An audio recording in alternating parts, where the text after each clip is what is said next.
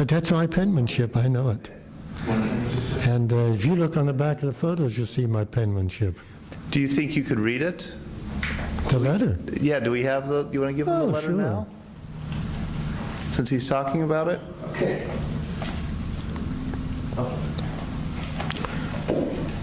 Okay. Because it's pretty small writing. Well, they reduce it. Yeah. You know, you write normally, and then they photograph it and send it home to save mail, I guess. Okay. Of course, you know, I'm not going to reveal any secrets. That's just for the rest of us that are on the inside. So when did you run across this letter? When did you find it? As I was preparing some materials together after our phone conversation, I looked into a scrapbook that my older sister had kept during the days that I was in the service, and I happened to see this letter, and it said, "First letter from Germany." So I opened it up and read it, and my goodness, I don't even remember writing it. You know, it says continued, and it appears as though that it was continued, and I don't, it's probably in another envelope somewhere. And my mother did keep all of my letters, and they're in sequential order and tied up. They were in my attic for about 45 years, and then when we moved to an apartment there, and I put them in a box in the storage room. I've never opened them.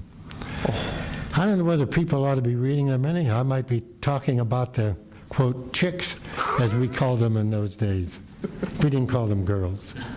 They were called chicks, honest, you know. But no, it's funny.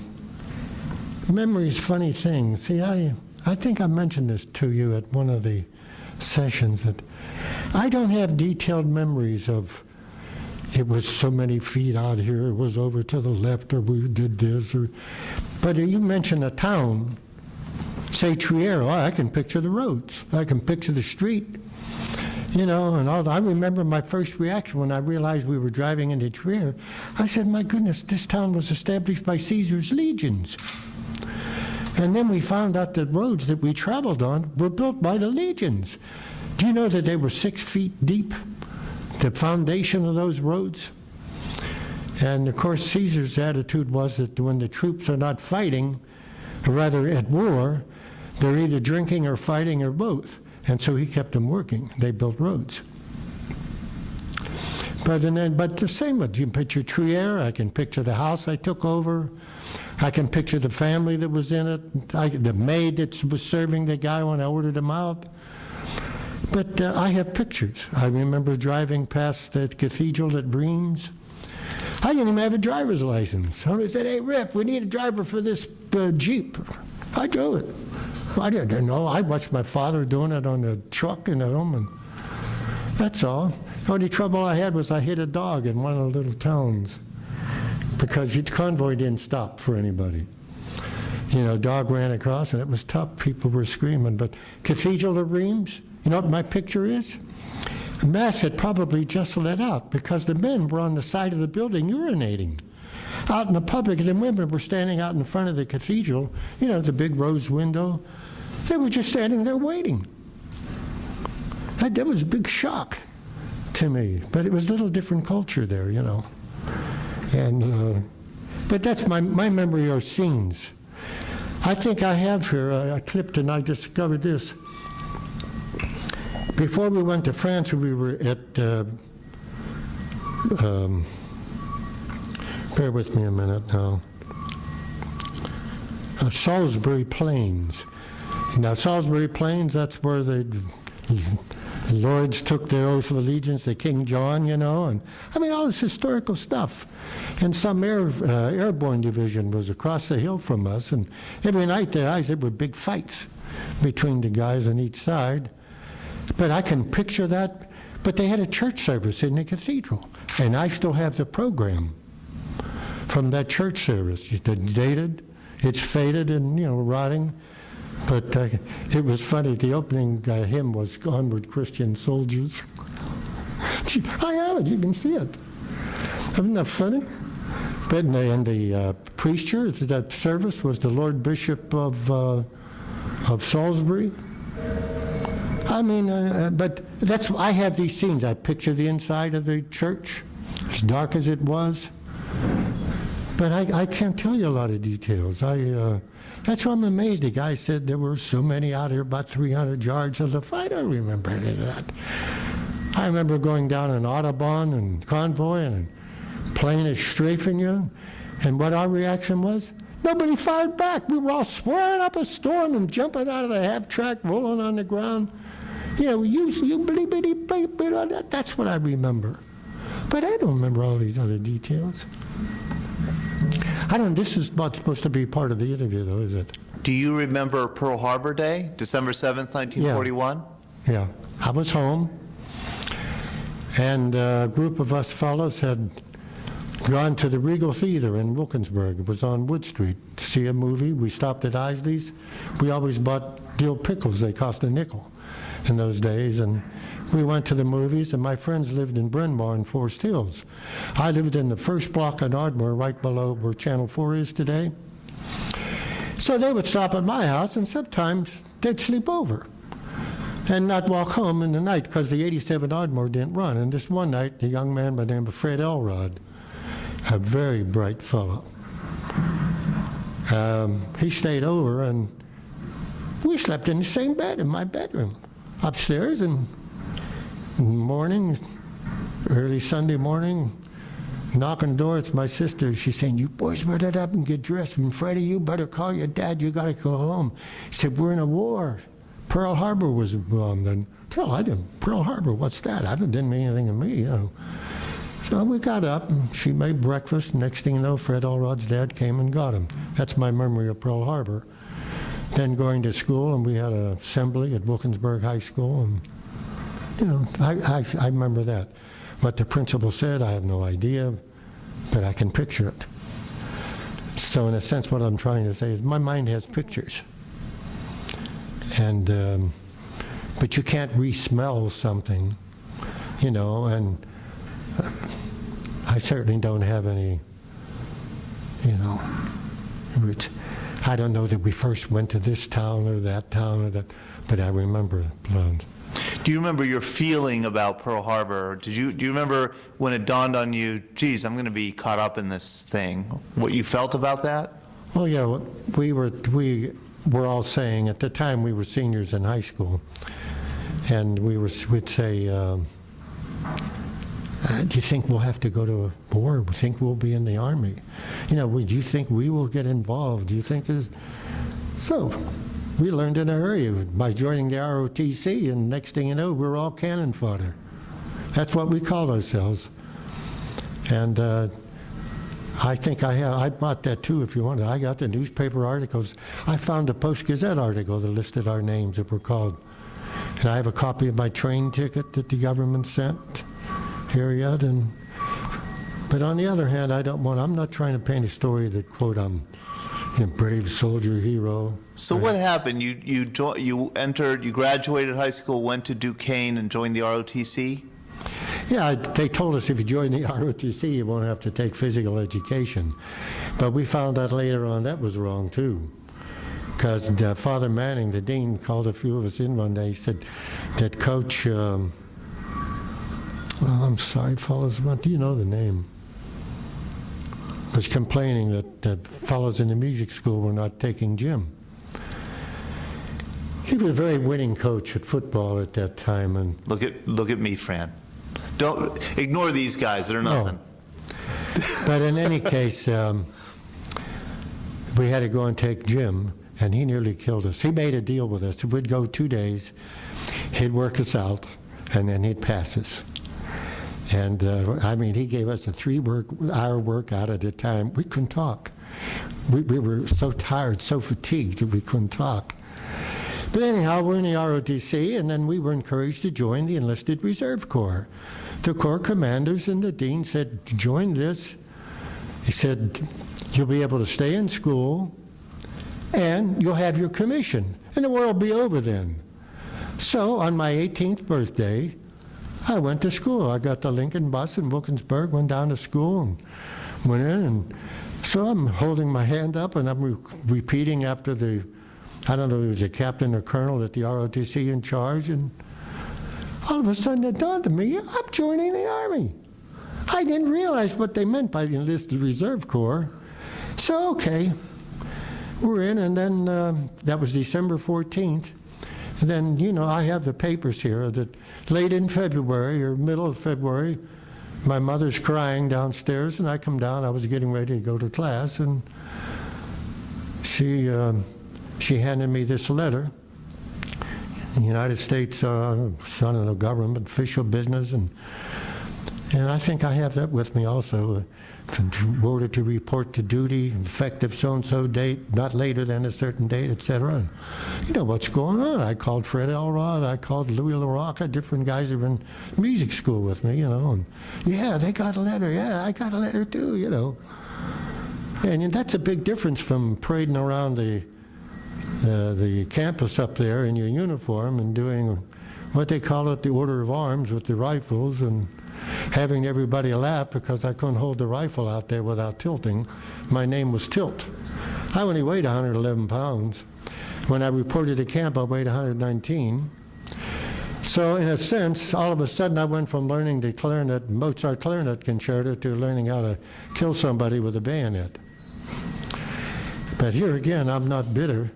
I realize now that I was a very lucky young man, that I was constantly surrounded by good people, nice young men, even the officers I was with. When I look back and hear other stories, it was remarkable. When I first went to boot camp, which was Camp Wolters, Wolters, near Mineral Wells, Texas. That's a real old cowboy town. They still had the swinging doors on the bar in town. But anyhow, we had a platoon leader who was a young lieutenant from University of Michigan. And we had a, what do you call him, a drill sergeant who seemed to be as mean, as rough as anybody could be. But yet, before we even finished boot camp, one by one, we were being sent to other units. And we knew what was happening. We were going out as replacements. And he really, I'll never forget the day he told me that I had to go to the orderly room. And I got the word that I was going to be sent to the 766 Military Police Battalion. And, you know, what is this? I didn't understand this. And you want the whole truth and the whole story, I take it, right? Oh, absolutely. So when I got back, and the drill sergeant came over to me, and I couldn't believe it. He shook hands with me and wished me well and hoped that I'd, quote, survive, etc. I was overwhelmed. I couldn't believe this mean son of a gun would be so concerned about it. So one at a time, you know. So I get to the 766. Here I find out that the colonel there had decided he was going to have a band. And he was requisitioning people that were musicians. And if I have to say so myself, I was a pretty good player. And his deal was that we would have band half day and we'd be MPs half day. And that was a lucky break. I realized now what a coincidence this is. And I met wonderful young men from all over the country that were in the same situation as I was. And let me go back one other thing that I think, doing that, you heard a lot about the boot camp routine, how rough it is. That this lieutenant, he had a deal that nobody needed to drink on these hikes. You're going to be men, we don't need water. And when we came back, he wanted to see a river, as he called it. You had to empty out your canteen. So you're out walking all day, hiking, and you come back, you had to empty out your canteen. But yet, you know, when you finally get into your, whatever they call it, the barracks, you lie in your bunks, sergeant's up there all prim and proper, the lieutenant's coming in for inspection. And he comes in, you know what, he wanted to inspect our feet. We had to put our bare feet up on the edge of the bed. He was that concerned to make sure none of us had blisters and that we didn't have sores on our feet because of ill-fitting shoes. And little by little, you did realize that some of these fellows, some of these men, they were human beings as well. And yet I've heard stories from others that was just the opposite, that that their leaders could have cared less. So, I'll try to make this fast. We're in this band, and we had a small band, we played military music, but we also formed a dance band. So every Saturday night we played dances at the USO in town. First we were in Fort John Robinson at Little Rock, Arkansas. Then we were moved to Houston, Texas. Believe it or not, in temporary barracks right on the edge of town in a park. And we did that, but then once in a while we would get duty, like 2 weeks at a time, to do pool guard duty on the beaches at Corpus Christi. Your hour of duty was 4 hours stretch, and then you get relieved in another 4 hours. But anyhow, to make sure that there was no U-boats or whatnot coming into shore. That was some kind of a naval base down there at the time. And then you pulled duty at, it was an oil refinery, Baytown Oil Refinery. And that was guarded. We did guard duty around the oil refinery. I never went there, but some of the fellows were assigned to go to Del Rio. They had to stop trains that were coming in from Mexico to make sure there's no contraband and whatnot on it. But it was just a wonderful experience. So we're there, and D-Day occurs, and I remember we were all confined to our barracks, and we listened to the radio, and thank God that we weren't among them. And we realized this thing was getting serious, and the next thing you know, the colonel was ordered to break up this band. So we got word that some of us were going to the 12th Armored Division, some were going to combat engineers, etc.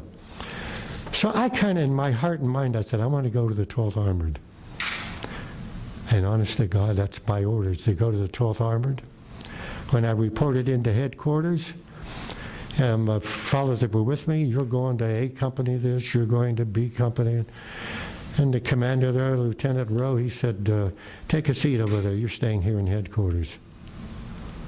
So, you know. And I never did get word of what I was going to do, except I knew I was going to be in headquarters. And no sooner we got there, I found out that they were already loading vehicles and stuff on trains. I doubt if I was there 2 weeks. All we did was pack up. And we ended up in some camp not too far from New York City. Camp Shanks. Camp Shanks. Camp Shanks, yes. And the rumor got around that we were boarding. So I had a pass to go to New York City, and I went to 52nd Street, heard some jazz players, but I called home. And my father and mother, believe it or not, they took a train, an overnight train to New York from Wilkinsburg, and they went to the docks. They weren't allowed to get near it, but my father tells me that he gave some people some money there, and he got down on the docks where the troops were loading up, he and Mom. And he said, although they didn't see me, they saw other soldiers boarding, and they were satisfied, and they went home. So let's talk about luck. And then we get to England, and you know the story about me being invited to tea and all that stuff. No, I don't know that story. I got an invitation to tea at some home. Here, it turns out this big mansion, and the guy has it. He's a doctor, and we hit it off. He had a daughter who was a student of architecture at the Royal West Academy School of Architecture in Bristol. And she was just a year or two younger than I, and we hit it off remarkably well. And every time I could get a pass, I'd go to their home. I even had my own napkin ring. I stayed overnight at their home. And if I can jump ahead a little bit, well, the doctor, he said, marry my daughter. I imitated him, marry my daughter. He said, I'll give you my home, my practice, I'll give you everything. I said, sir, I don't have 2 nickels to rub together. I said, I'll probably be going to Japan. I mean, there's no way I could ask for your daughter's hand in marriage. And I recall telling her that I didn't think I could marry anyone other than a girl of Italian heritage, you know, one hurt her feelings. Now, to jump further ahead, about 1995 or 1997, I told my wife I'm going to look for this girl, And when I find her, we're going to go to England. I want to see her. The long and short of it was, I reluctantly got somebody at the Royal Registry of Architects to give me her address.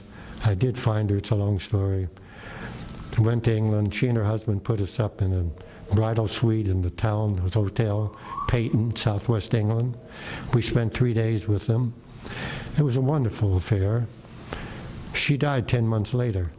It was like a voice telling me, find that girl, go back and see her. And she was gone. Is that remarkable? So, and now they go back to England. And Let me ask you, do you remember the trip over? Did you get seasick? Was it awful? Was it?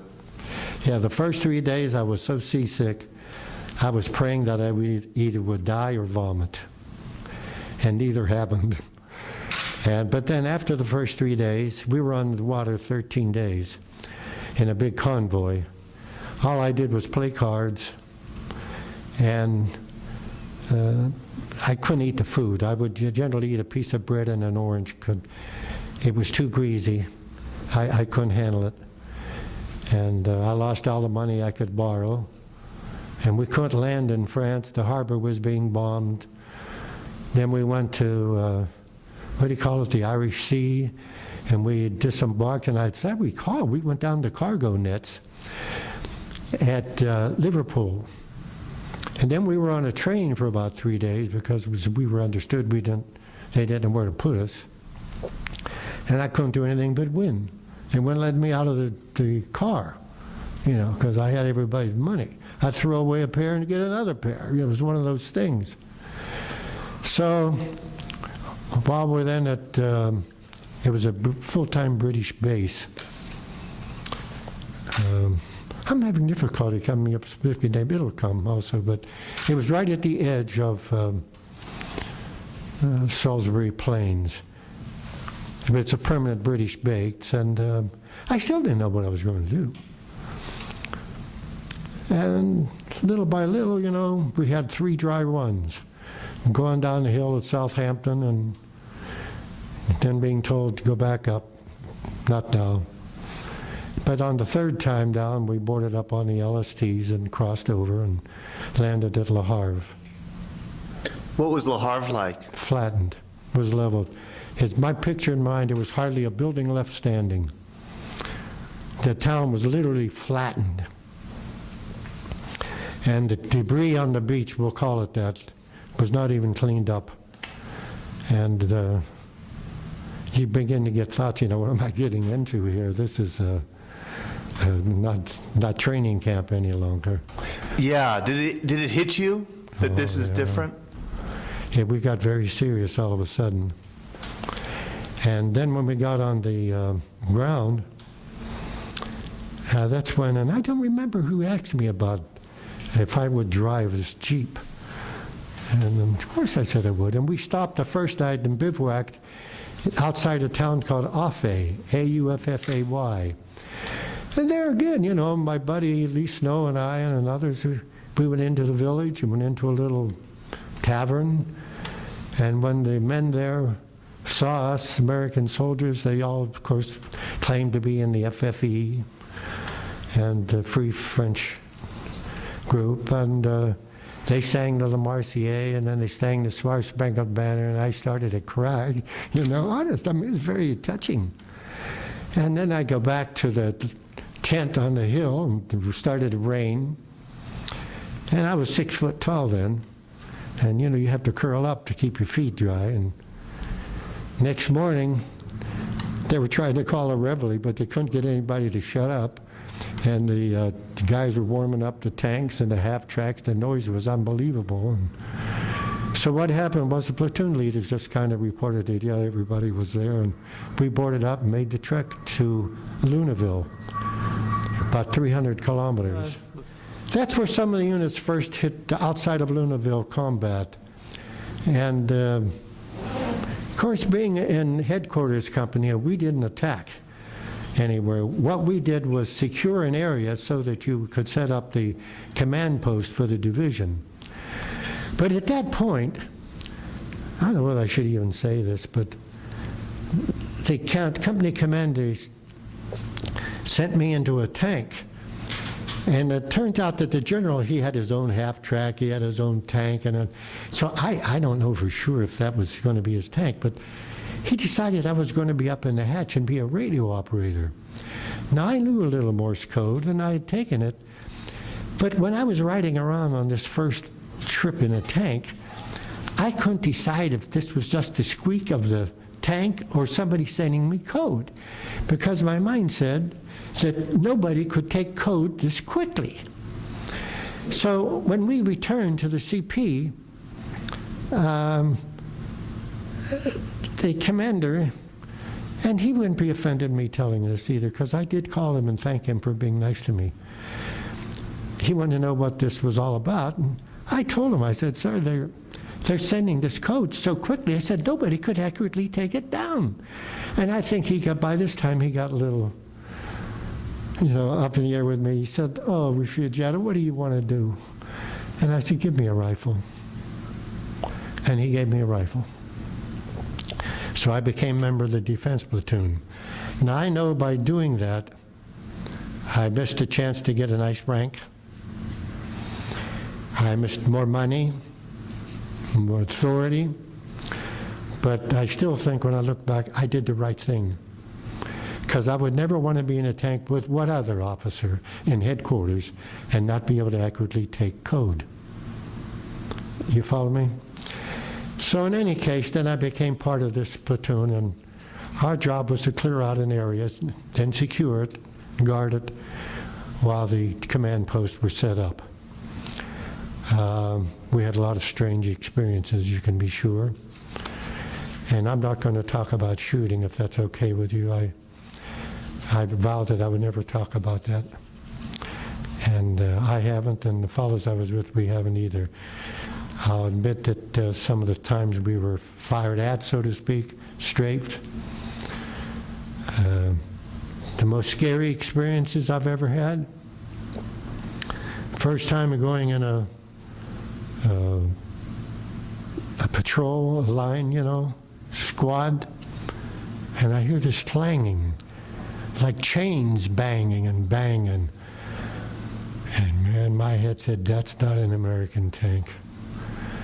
And that lane ended up, it was like a grove, a French grove lined with trees and high bushes. And there was a T at the end. You had to turn left or right at the end of this road. And just at that point, you saw the muzzle breaker of a tornado or a cannon. And you knew right away, we didn't have them on our tanks. That was the Tiger tank. And I remember we got the arm signal, and we just faded away into the bushes. Silent. I don't think there was a sound. That's scary. If you're carrying rifles, you're not going to do anything whatsoever with that tank. And a couple of others, I would say, I remember one time lying in a field. It must have been somewhere early March, because the field had been plowed, because I remember putting my sack in the middle of the furrows, and you hear all this noise. And I look up in the sky, and there's a plane exploding above me. And and I was dumb enough to take my shoes off, so I had to get out of that thing and start running and rolling to avoid that. And as God would have it, it exploded, and none of it hit me. That's another time. I'm just telling you how lucky I've been. And one more thing, maybe. I'm like at a confession right now. I've never told these stories to anybody except my wife. Toward the end of the war in March, somewhere between the 15th and I'd say the 27th, and there's a reason I know those dates, they were surrendering so fast to us because we had to put a spearhead, and we would move us to just keep rolling. And we were rolling. And these German soldiers were just surrendering in droves. We could literally count, and I have an article here with me, if you want it, I'll give to you, that thousands were surrendering. And I remember saying to the fellows with me, I said, let's go up that hill and go in that barn up there on the top of the hill. We got to take a rest. Well, I don't think we'd slept in 36 hours. So we go up there, and we were careful. Guys on either side, pull the door open. What do you think I saw in there? German soldiers. They were staring at us, and we're staring at them. And I don't know, one of us hollered, and I may have been the one. And all of a sudden, they went like this. And they surrendered to us. Now, under ordinary, another day, another hour, another time, either they'd have been all dead, or we'd have been all dead, or both of us would have been, both of us. And that's why I say I look back on my life, I said, it's just unreal. I remember leading them down the hill. I got them on the road, because we had a couple of guys in a Jeep patrolling the road, because we didn't know what to do with all these fellas. They had put up a makeshift barbed wire area and where they were being herded, so that units to the rear of us could pick them up and take them to a prison camp. And I remember, and I think I told you this once, here I discovered there was a young soldier in that group. He didn't even have a beard. He was just a kid. So I thought, well, I'll pull him back. I told him just to sit on this log beside the road, and he started to give me a bad time, so I gave him a bad time too. He joined the others. But those are the kinds of things, and you know the story about me getting the uniform. And in other words, I was very lucky, because I was never involved in attacking. It was always defensive maneuvers, and they were scary, they were bad, they were slugfests. But it's not like when you're, well, let's put it this way. The first person in the 12th Armored Division was Lieutenant Colonel Meigs. His son became the commanding general in Europe after World War II. There's a whole family of Meigs. But it's very interesting. Why would a colonel be the first man killed? Because he was in the lead scout car. The 92nd Reconnaissance Group, they'd go first.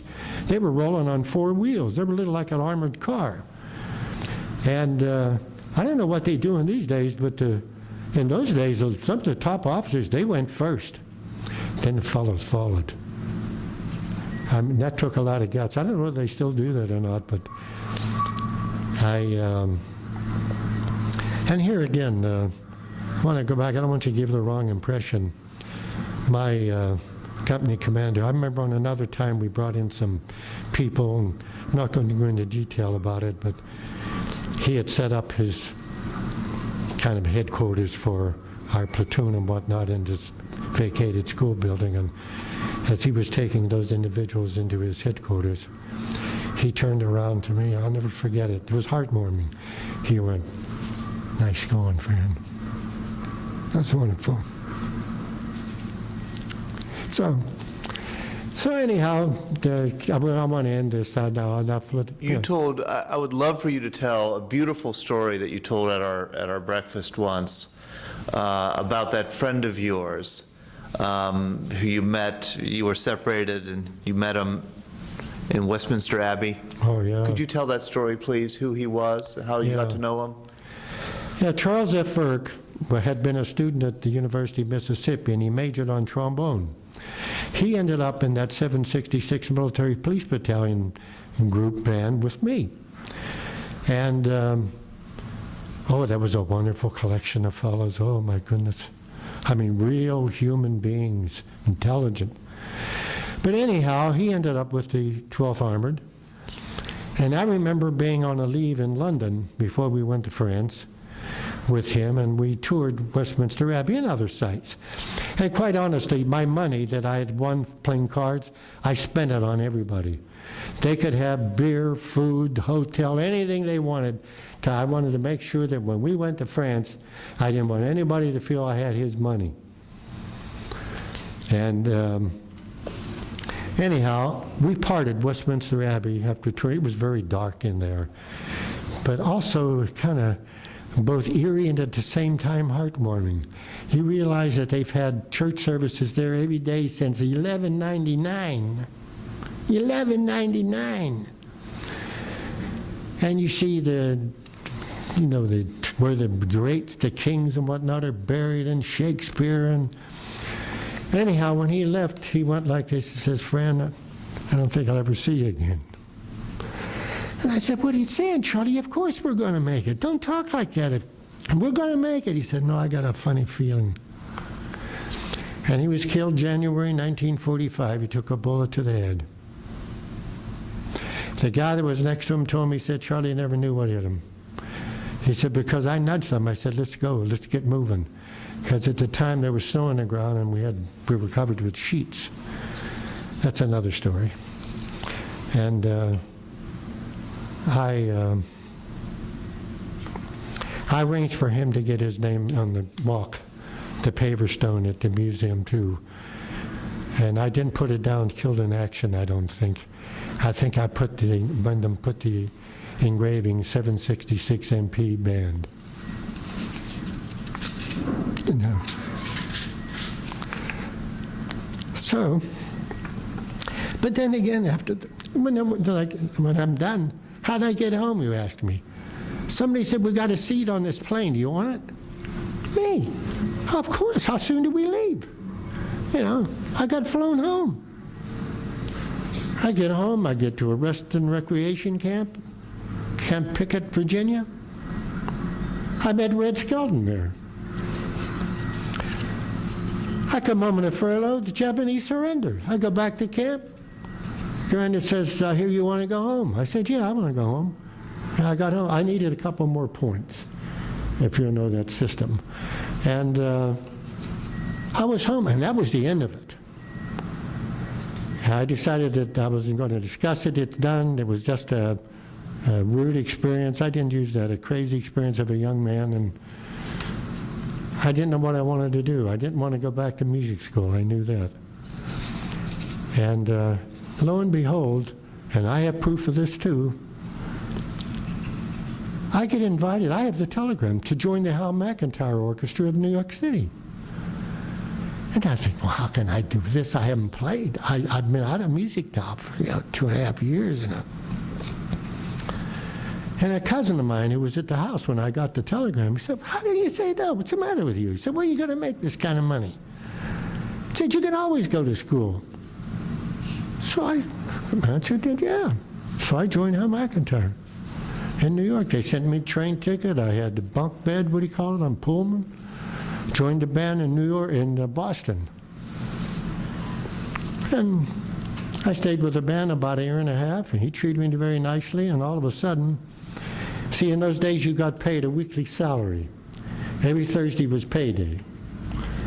And if you want to know the idea for that in show business, if you don't get paid Thursday, there's no show Friday, Saturday, or Sunday.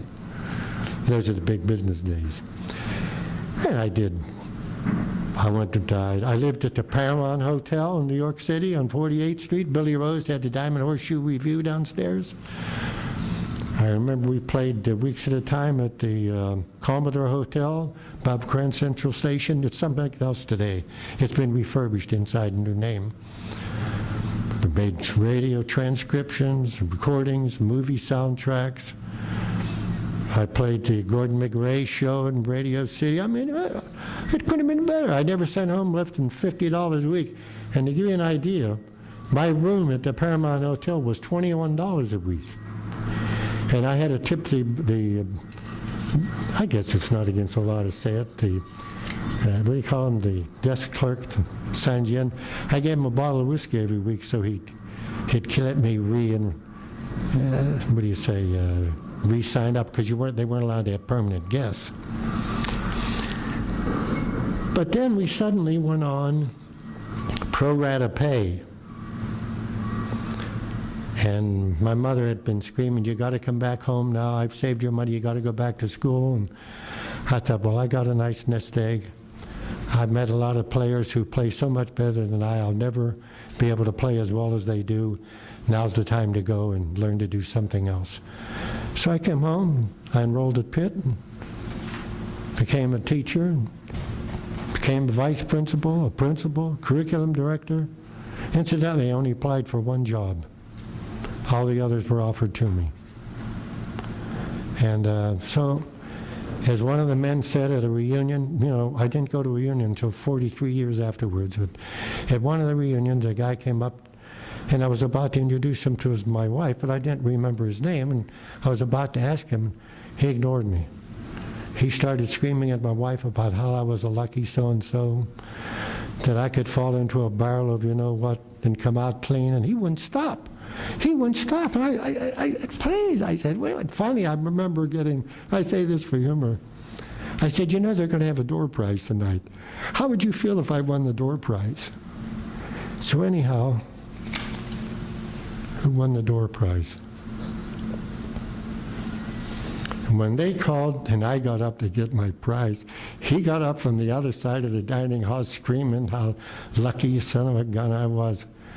So in a sense, I was very lucky and I'm grateful and to have survived it.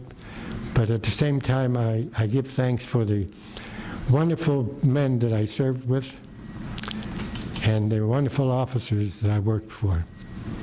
It's uncanny. And I think I told you this. It was in the 90s, I believe. And anyhow, it was the 50th anniversary, Memorial Day, and I wanted to, I was on my way to see a granddaughter who's a toiler, you know, and prayed. And I told my wife, my mind is telling me I want to find Lieutenant Rowe. He was company commander. And I want to thank him for putting up with me because I always had a lot to say. And so I got on the computer and I found, I think it was 5 Robert Rose in Houston, Texas. So I said, well, the worst thing that can happen is I'll make 5 worthless phone calls. So I dialed the first number. Guy answers the phone. I said, this is Fran Rifugiato from Pittsburgh, Pennsylvania. Guy screaming, Franny, how the bleep are you? He remembered, I couldn't believe this. And he started, what have you been doing? I told him, he said, sir, I said, all I'm doing, I said, I want to call you and thank you, you know, for being nice to me. I said, all I can say is that I was just a young 19-year-old brash kid that didn't know any better. And he said, oh, Fred, he said, I was only 2 years older than you. Is that a story? So here I found a paper among these papers that said the following contraband, etc., has been approved for shipment back to the States by, and has his signature on it, company commander, you know, division headquarters. So I put it in an envelope, mailed it to him. Would you mind reading that letter that you have?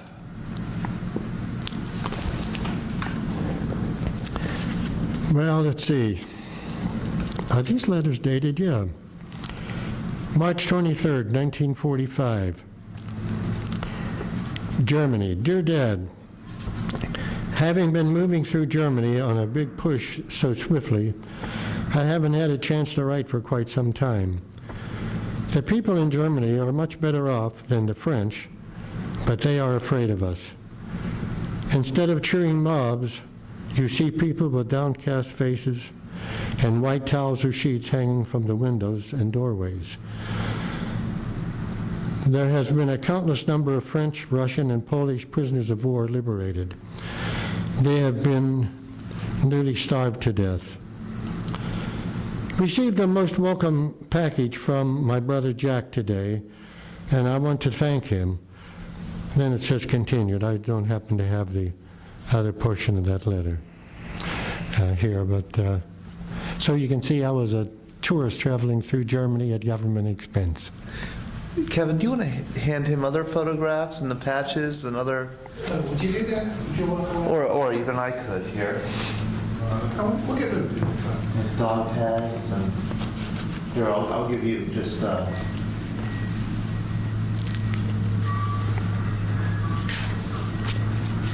this is all.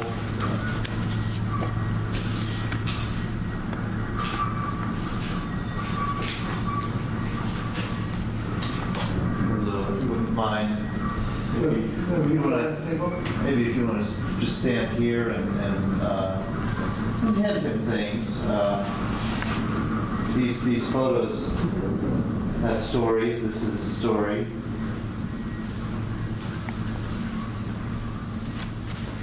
This So Fran, we'll hand you one thing at a time, okay? And if you could sort of, face the camera and sort of maybe talk about the photograph. Hold it to the photo. Well, you don't have to hold it up for long, but Okay. if you could make sure we get you talking into the mic there. And just talk, if it doesn't prompt any memory or any story, then you just put it aside. Yeah. That box on the bottom are my medals. Oh, these are medals, yeah, please do. This is, you. You can see they're official, they're still in the government box. That's the government box, huh? Yeah. You got one of those, huh? Yeah.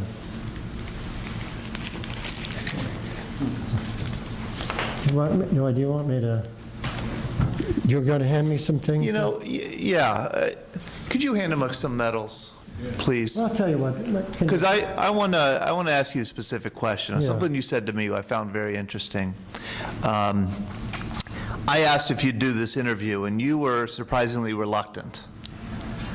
And you said that you said something very specific about your medals, and what you didn't want to give a certain impression. I think it was very telling. Well, are we recording? No. Yeah. Oh. Well, let's put it this way. When you realize what others went through,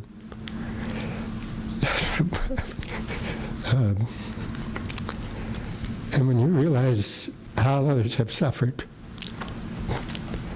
I'm here. I can't talk about that. I survived. How can I tell people about how I got this, how I got that, and my body Charlie's in the ground? Can't do it.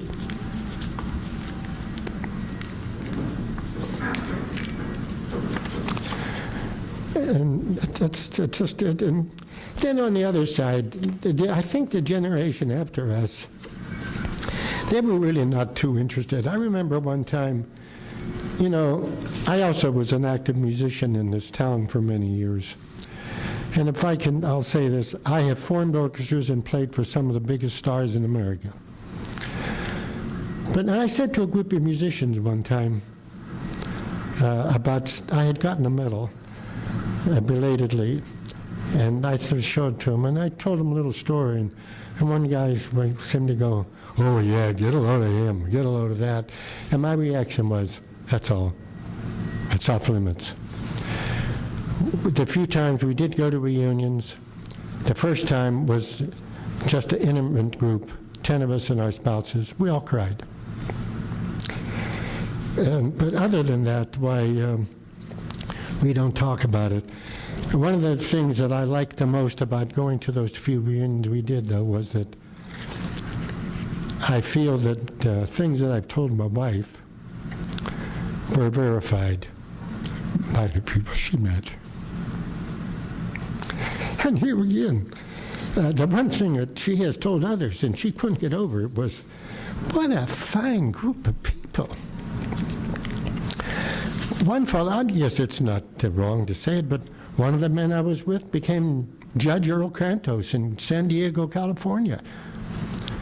Another man that I met became the owner of the Lord Yoder's Lord Sullivan, Lord Yoder, that's not the sequence of the names, advertising. It's one of the biggest it was in America. He's deceased now, too. Another one became General Superintendent of West Virginia Power and Light Company, Early Bird Johnson. I mean, when I met these, I said, how could this be? It looks like I'm a high school principal. I'm the only failure in the group. I mean, I think that's remarkable. And then I realized that's luck I had. Who ever heard a lot of these things? Like find an officer who 15 minutes after you're back, he's all dressed up and he's checking your feet. And he had a rule, nobody's going to fall out on a hike. And he literally carried this one kid one time on his shoulder. He threw me his bedroll, you know, these packs that we carried. I carried it. I used to bring up the rear.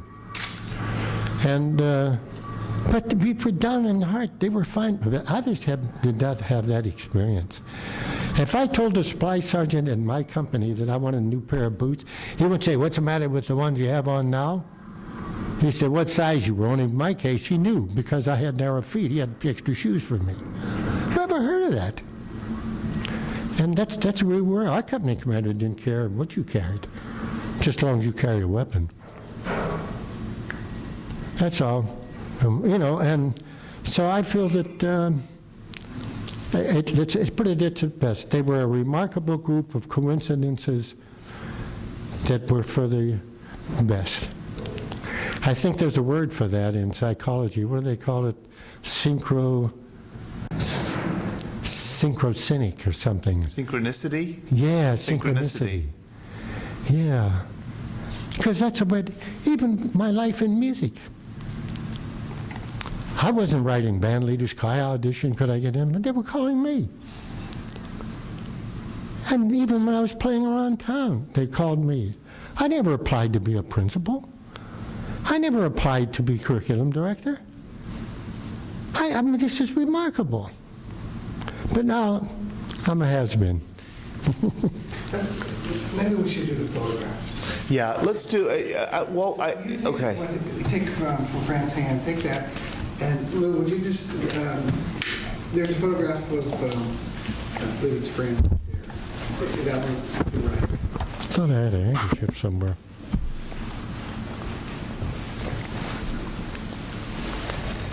Okay, we have a hat. Oh, what a nice-looking young boy, huh? Okay. That's when I'm a young 19-year-old soldier. I guess this must have been taken in England. I don't recall where this was taken. But I know at the time I was in the 12th Army Division, and I was 19 when I joined them, because I was only 18 when I was with the 766 Military Police. So,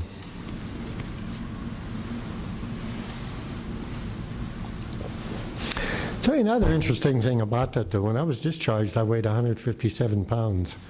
This morning, I weighed 154.5. So I haven't really gained much weight.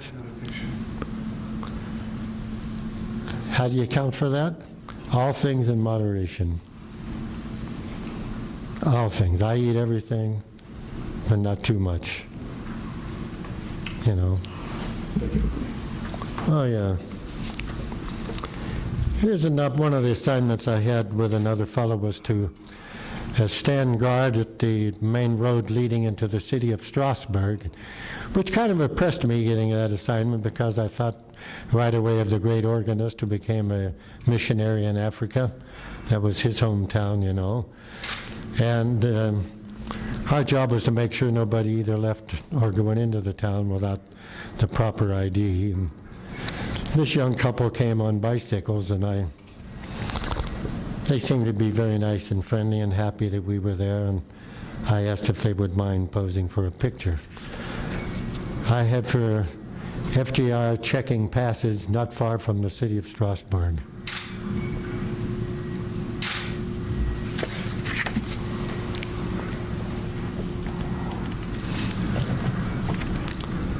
This is a picture of a Alsatian farmer, his wife, and 2 children. And on the far left, as you look at this, you'll see, if you bear with me for a moment, a girl with a babushka and a girl beside her, and then a little boy.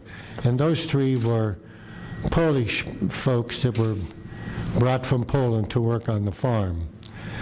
And as I was told by the older of the Polish girls there with the babushka on their head, the farmer there beat them with a whip. And I hope that I was able to stop that. The farmer, it's a funny thing, when I told him we wanted to quarter soldiers in his home, he kept screaming at me, "Officer, officer," only officers, he was saying, and I didn't answer him. That was my answer. And I just decided, since he had these 2 little kids and all that, and let them go, and we did put soldiers up in the barn who then proceeded to churn up with lice a couple of days later. This picture was taken, this farm was not too far from the town of Ittenheim, Ittenheim. What did the Polish girl say to you? Well, she taught me a few words in Polish. One of them was "Daj mi buzię." And someone asked me, "Did you?" And I said, "Yes, of course I did." Am I supposed to translate it? Translated, as I understood her, was "give me a kiss." Are you being polite? That's the details I don't recall. Here's this one. Now, I wasn't there to see this, but many people have heard about it, that General Patton had issued orders that men in the division were to urinate into the Rhine literally the next morning. That was the word the orders came down to move across the Rhine. And this is a picture of the general doing the same thing. I didn't take it. I don't know who took it, but it became widely distributed in the 12th Armored Division. And this is a copy of one of the pictures. I must say, with all that's said about him and all that we said about him, you know, the word was, yeah, our guts and his blood, or our blood and his guts. But when you drive by him and he's standing there taking salutes as you move by in a convoy, I have to confess, it is a thrill. It was a thrill.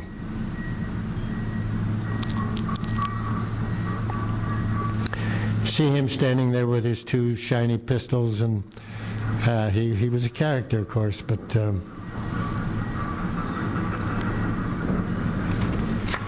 here's a picture of me kneeling by our half-track. Incidentally, the driver, George Berger, was from Cincinnati, Ohio, and he could take that thing anywhere. Any up, any hill, down any hill. Was a remarkable driver. And I have written on the back, FJR, flashing the scarf his mother knitted. This is a funny story. I received a package one time from my mother, and it had a knitted scarf in it, which I still have. And it was khaki color. And in it also were some biscottis, and she suggested in her letter that I could share them with some of my friends when I had my coffee in the morning. And I'm sure I did. Thank you. That's a great one. I love that. Interesting thing about some of these photos, I doubt if I'd had a bath or shower in 2.5, 3 months at this point. I'm not exaggerating, because I know we went at least 3 months without a bath or shower. This is the arm patch of the 12th Armored Division. It was worn on your sleeve. But as I recall, when we went on one maneuver joining the 3rd Army, we became known as the Mystery Division because we were ordered to cover up all our insignias. That included vehicles and uniforms, everything, because the idea was to catch the enemy unaware of where we were. And apparently it worked, incidentally. And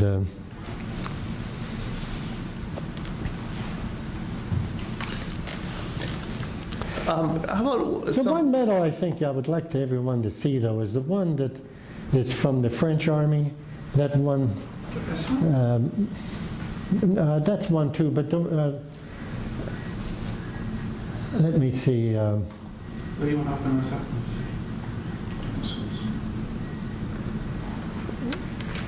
Okay, not this. No, that's an American. This is your Bronze Star. That's my Bronze Star.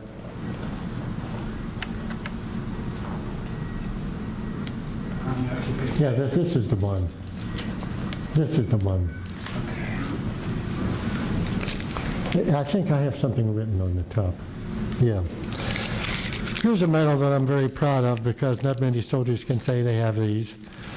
Our army, our division, served in the French army during the month of February for the siege and the taking of Colmar. And this medal was awarded by the First French Army to the troops who fought in the Rhine and Danube campaign. And I kind of value this because it's not a very commonly known one. And that's the French First Army insignia on that. Incidentally, you might be interested to know that that was a very interesting army. You know, they had Moroccan and Algerian troops. And, you know, those groups, they carried, their officers wore fezzes. And they carried their own women, their own cattle. And when they set up an area in town, it was a compound, literally roped, and where they kept their women and their cattle. And the food that they cooked, they had a big kettle that was kindling wood fired at the bottom, and then everything, all the vegetables and meat from a cow that was slaughtered was put in the top. It was kind of a primitive type of army, but they were tough, and they were brave. We were very happy because after the town of Colmar was taken, the concern was the hills outside of Colmar, which led to Switzerland, Switzerland was not just over the hill, so to speak. But they went up into the hills at night and cleared it out. That took a lot of guts. Thank you. Bill, will you hand Fran the bag there, the big green bag?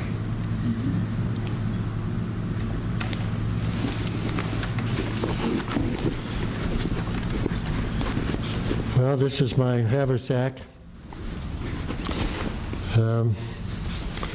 And I think, I don't know whether you can see it, but I still have my number on it. Oh, this is the inside flap. It should be this way. Sorry. You carried your mess kit and things back here. And then inside here, all your personal worldly possessions were carried in here. Maybe a toothbrush, some toothpaste, bar of soap, a little towel, a couple of K rations, a D ration, you know, some food to carry you over when you're out stuck, and a razor, which you used once in a while. Fran, on the strap there, those are the Oh, yes. that you visited?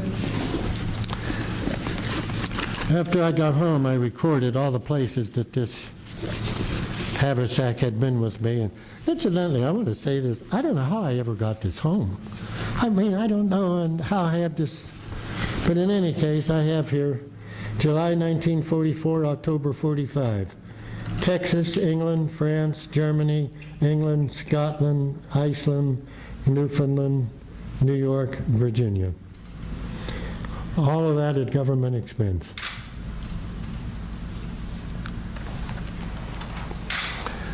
My only regret is that, you know, in the armored force we had like aviator glasses. And when we landed at Iceland, I didn't need them. You know, I put them left them in the haversack in the plane. But when the fog set, we couldn't take off for 3 days. And when we got back on the plane and I went to my haversack, I discovered my glasses were missing. But I didn't care because I'm on my way home.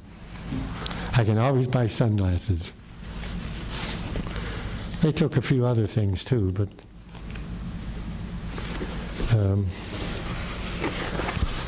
yeah, I thought this was kind of interesting having this bag because I don't remember how I was able to keep it. I do know that the uniform I wore home and my boots, when we moved from our home that my wife and I have lived in for 40 years, I threw it all out. There was just too much to keep. And my wife said, it's been hanging in the attic now for all these years. What are you going to do with it? So I threw it out. But I'm sorry I didn't keep my boots anyhow, because I still wear the same size shoe, 12 narrow. I don't know. I will say.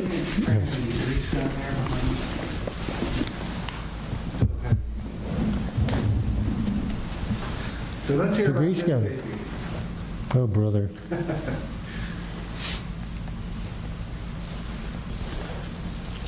Seems heavier now than it was then.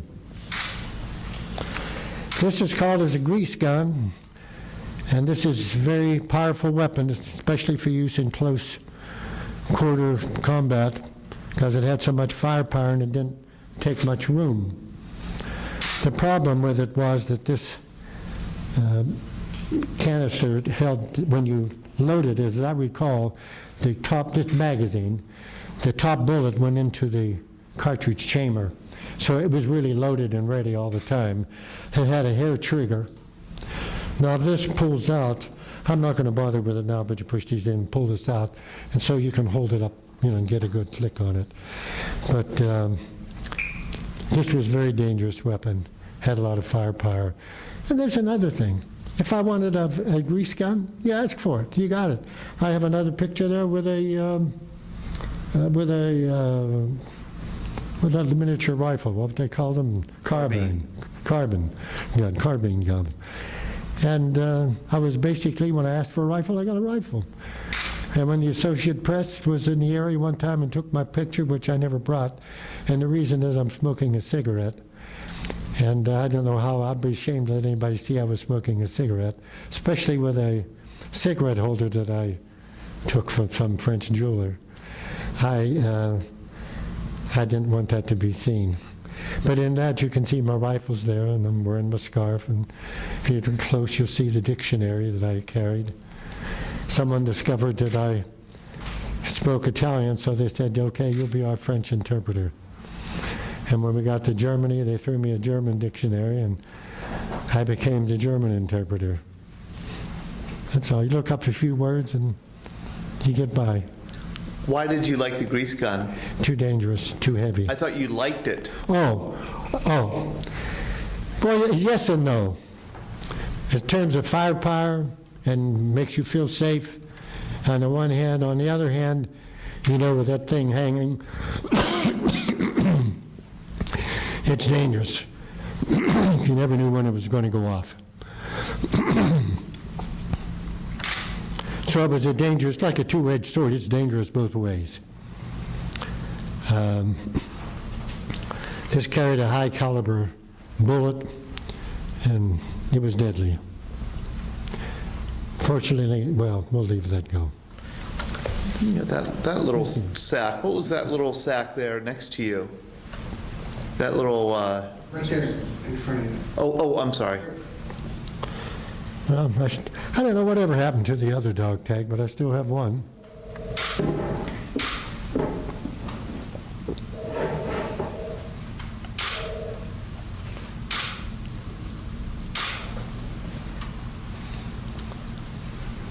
So do you want to hand that sack to Fran there, that one you just put on there? This one. And this is an ammunition bag that we used for the grease gun. And I never could remember how many of these magazines fit in there, and I still don't. I'll have to try it. My mind said there were 6, and I'm not going to try to figure it out today either. But when you have this hanging on one side and this one hanging on the other, you got a lot of weight on you. But then again, you kind of feel secure.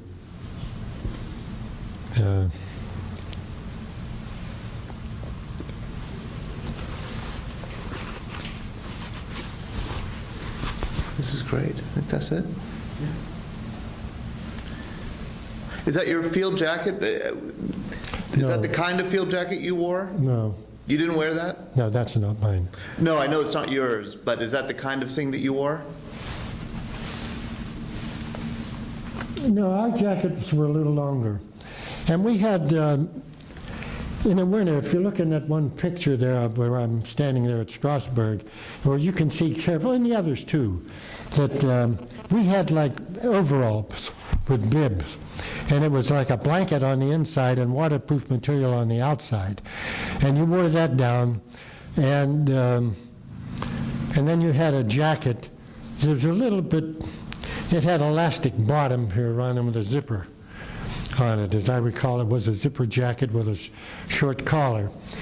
And then at other times we had a field jacket that was a little bit longer than that short jacket that went with the other, but shorter than a dress jacket. And here again, I'm amazed. It seems like every time I see a picture, I'm wearing a different jacket or something. So that just kind of proves what I've been saying. When I look back, I can't believe how fortunate we were to be able to get what we wanted, what we needed, and we didn't have these rules. If you don't have your weapon, you don't eat, or you don't do this, you don't do that. All I know is that I got the impression that when the company commander, who incidentally should have been a captain, he was never made captain, and we often wondered why about that, but he was a first lieutenant. And he did tell me on that phone conversation, because the general chose him to go to Japan with him, incidentally. That's how effective he was. But he was everybody present, counted for, and all that stuff. He just assumed that the sergeants took care of their squads and the et cetera, and that was it. That if you were assigned on this outpost, you did what you had to do out there. You didn't have to, do you know we're going to check a note, you know, what were the rules of posting guard? I will not desert my post. It was the 10 or 11. Some guys have, what's rule number 4? Nobody ever asked us that, you know. But nobody got past us either to that stuff. And I hate to put it that way, but I feel so fortunate. And last, I want to say this. I mentioned at the Rest and Recreation Camp that I met Red Skelton. You know that he came to Pittsburgh, and I put together the orchestra for him.